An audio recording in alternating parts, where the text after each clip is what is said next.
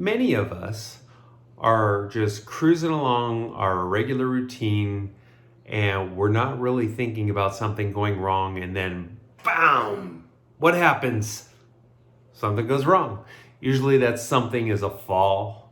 Maybe it's a broken bone. The first step when somebody goes into the hospital, somebody goes into a skilled nursing facility, how do we assess the situation? Assessing is about getting the facts, right? So it's about becoming a detective.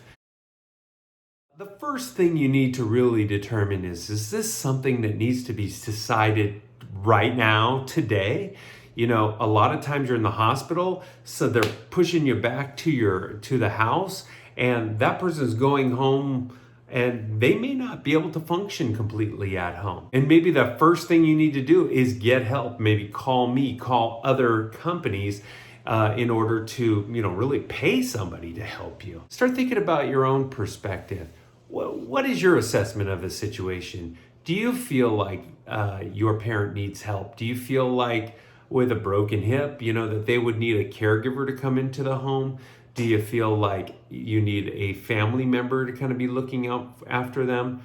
Do you just not know what the situation is? And that's okay too. Like maybe you don't know.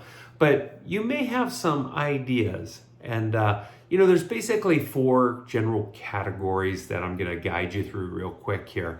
And this is all part of that assessment that we're talking about. So the first sign that I want you to think about, what is their memory situation like? Do they have memory problems? Can they remember what they had for dinner last night? And that's not always easy to do, right? Like, maybe even if I asked you, well, what did you have for dinner last night? You might have to stop for a second and think about it. But, are they forgetting things more easily is basically the bottom line there. What about their judgment? Are they able to make judgment calls on things? Have they gotten into any problems with making poor judgments? Are they struggling to think? Are they maybe there's a problem in front of them and they really have to pause for a long time to get the wheels turning and get things going in their mind. That could be an indication of some memory loss. Would you be afraid if there was telemarketers calling them and suggesting that they send $20,000 to Jamaica? Right? We all know that there's a bunch of scams. The second one I would say is more of a general safety question. So knowing that they'll have some physical limitations, will they be able to get up and get to the bathroom? So much of our lives depend on some of these acts that we take for granted, like going to the bathroom, taking a shower, making a meal, coming up and down stairs if you have stairs. All those things have to be factored in order to figure out what type of care you might need when you come out of the hospital or the skilled nursing facility. Number 3 is try to get an assessment from other people, maybe people that are around them all the time. If they already have a caregiver, maybe ask the caregiver, what do you think? Maybe ask your brother or your sister, your parents. Maybe ask the person who's had the problem, what is their issue?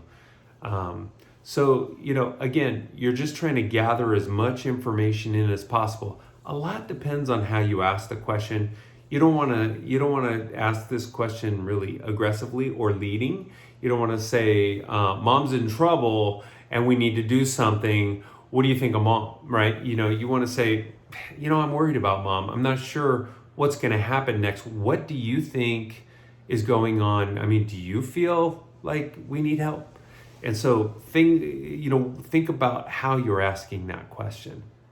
Number 4 is look for red flags around the house. So is there something weird? Is there just tons and tons of clutter? Are all the financial bills all gathered up in one area or scattered out throughout the house? There's no rhyme or reason to it. And maybe somebody who was really, really clean before, maybe they're very messy and cluttery now. Anything like that. Maybe the car, is there dings in the car? Are there financial signs that things are weird? Is big gaps of money out of the account? Have you been going to the emergency room a lot? There's a lot of people go to the emergency room many, many times, and that's just typically an indication that, there is some cognitive decline going on.